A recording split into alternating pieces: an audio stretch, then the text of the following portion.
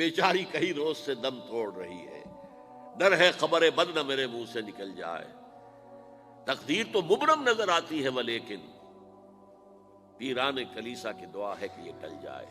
تو پہلی بات میری ختم ہوئی، عالمی نظام خلافت دنیا کی تقدیر مبرم ہے، ہو کر رہے گی، اس میں کسی صاحب ایمان کو کوئی شک، کوئی شبہ، کوئی ریب نہیں ہونا چاہیے۔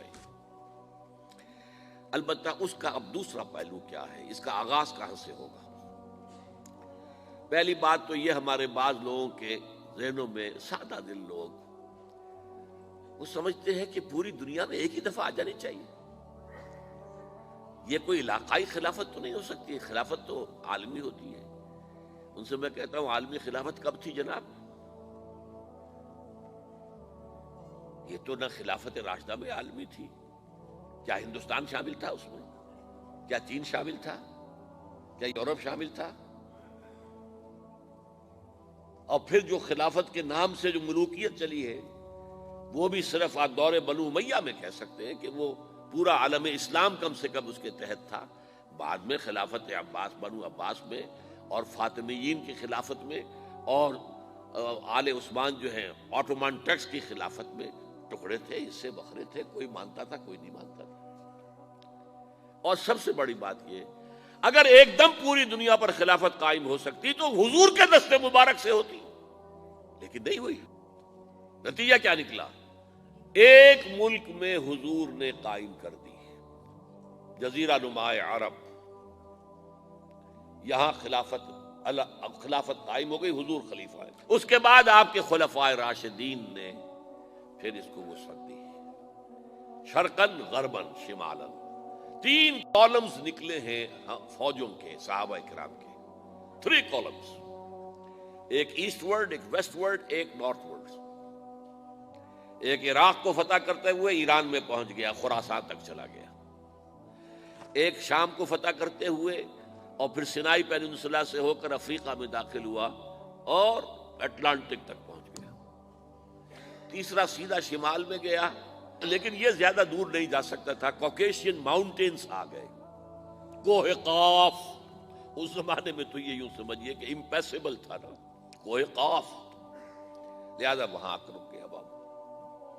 اب بھی یہ ہوگا کسی ایک جگہ سے شروع ہوگا پھر پھیلے گا، اس کے سوا کوئی چارہ کار ہے ہی نہیں۔ اگر ہر جگہ پوری دنیا میں ایک ہی وقت میں ہو سکتا تو حضور کے دست مبارک سے ہوتا صلی اللہ علیہ وسلم۔ اب وہ نقطہ کون سا ہوگا، نقطہ آغاز کون سا ہوگا؟ اس میں پہلی بات تو میں نے کہا جو شک کرے گا اس کا پھر ایمان مشکوک ہے، ہوگا، لازماً ہوگا، گلوبل ہوگا، پوری دنیا میں ہوگا۔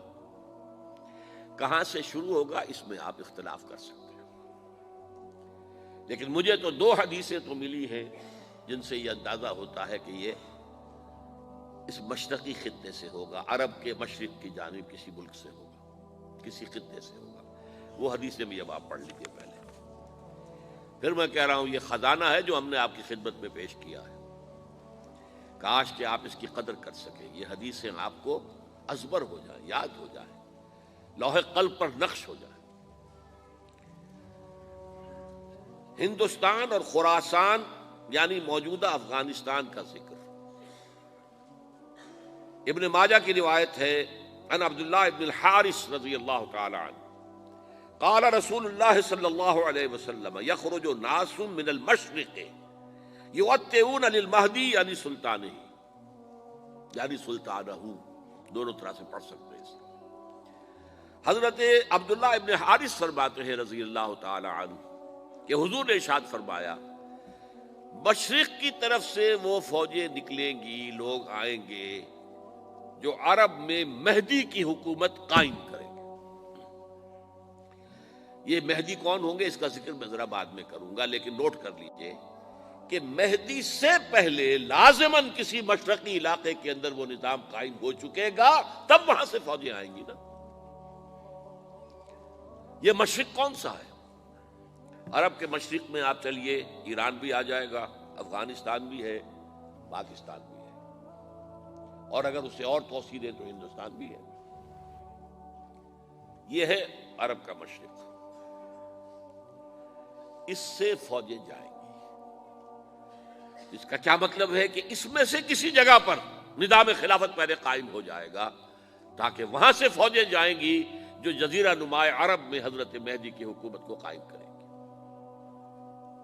اب دوسری حدیث سنیے، یہ سنن ابن ماجہ کی حدیث تھی جو میں نے آپ کو سنائی، آپ نے پڑھی۔ دوسری، عن ابی ہریرہ رضی اللہ تعالی عنہ، یہ ترمذی شریف کی روایت ہے، قال قال رسول اللہ صلی اللہ علیہ وسلم یخرج من خراسان رایات سود لا يردها شیء حتی تنصب بإیلیا، خراسان کے علاقے سے سیاہ جھنڈے لے کر فوجیں آئیں گی، ان کا رخ کوئی موڑ نہیں سکے گا، ان کو پیچھے پھیر نہیں سکیں گے کوئی بھی، یہاں تک کہ وہ یروشلم میں جا کر جھنڈے نصب کر دیں گے۔ ایلیا حضور کے زمانے میں یروشلم کو کہتے تھے۔ یہ یروشلم تھا جب حضرت سلیمان کی حکومت تھی، اور یہاں پر معبد سلیمانی، ہیکل سلیمانی قائم ہوا، پھر یہ یروشلم ہی رہا ہے تاریخ میں، یہاں تک کہ سن 70 عیسوی میں جب ٹائٹس رومی جنرل نے اس کو گرایا، ختم کیا، سیکنڈ ٹیمپل گرا دیا، اور یہاں سے یہودیوں کو کہا نکل جاؤ یہاں سے، کوئی یہودی باقی نہیں رہا، تب بالکل تہو بالا برباد کر دیا۔ اس کے کوئی 150 سال بعد ہیڈریان، رومن ایمپرر ہیڈریان، اس نے پھر دوبارہ آباد کیا اس شہر کو۔ 150 سال تک یہ بالکل بنجر اور بالکل غیر آباد پڑا تھا۔ اب ہیڈریان نے جب آباد کیا تو اس کا نام ایلیا رکھا، اب یروشلم نام نہیں تھا، تو حضور کے زمانے میں پھر اس کا نام ایلیا تھا۔ اور اب اس سے کیا معلوم ہو رہا ہے کہ یہ یروشلم مسلمانوں کے قبضے سے اس وقت نکلا ہوا ہوگا، ایک دفعہ پہلے نکلا تھا، سن 1099 عیسوی میں مسلمانوں کے ہاتھ سے نکلا، کروسیڈرز عیسائیوں نے آ کر اس کو قبضے میں کیا، لاکھوں مسلمانوں کو مارا، قتل کیا۔ اس کو 1187 عیسوی میں واپس لیا ہے، کس نے لیا ہے؟ صلاح الدین ایوبی کرد۔ عرب کھوکھلے ہو چکے تھے، عربوں نے کھویا، واپس نہیں لے سکے، بہت حکومت کر چکے تھے، 400-500 برس کی حکومت کر کے، اور ان کے عیش اور ان کے آرام، اب ان میں جان نہیں تھی کہ وہ واپس لے سکے۔ واپس لینے والا گرم کرد خون تھا، صلاح الدین ایوبی۔ تو گویا کہ اب آپ سمجھئے کہ 88 برس تک عیسائیوں کا قبضہ رہا یروشلم پر۔ اب 1967 میں یہودیوں نے قبضہ کیا ہے، اور اب 38 برس تو ہو گئے، 88 نہیں تو 38 برس تو ہو گئے ہیں، لیکن وہ دور آئے گا کہ اب پھر لیں گے، لینے والے عرب بھی نہیں ہوں گے، خراسان کے علاقے سے فوجیں آئیں گی۔ یہ خراسان کیا تھا؟ ایلیا تو میں نے آپ کو بتا دیا، یروشلم کا نام ہے۔ خراسان اس زمانے میں ایک بہت بڑے ملک کو کہتے تھے، کچھ حصہ پاکستان کا بھی اس میں شامل ہے، کچھ حصہ ایران کا بھی ہے، ایران کے اس حصے کو اب بھی خراسان کہتے ہیں، وہ ایک صوبہ ہے، خراسان ایک صوبہ ہے ایران کا چھوٹا سا۔ پاکستان میں خاص طور پر یہ جو علاقہ مالا کنڈ ایجنسی کہلاتی ہے، اس سے اوپر جتنا علاقہ ہے، اور یہ جو واخان کی ایک پٹی آتی ہے اوپر، واخان افغانستان کی ایک پٹی سی دم سی چلی آتی ہے جو جا کر چائنا کی سرحد سے مل جاتی ہے، یہاں سے لے کے یہاں تک یہ جو مالا کنڈ کا وہ درہ ہے اور پہاڑ ہے، یہ بھی خراسان کا حصہ ہے۔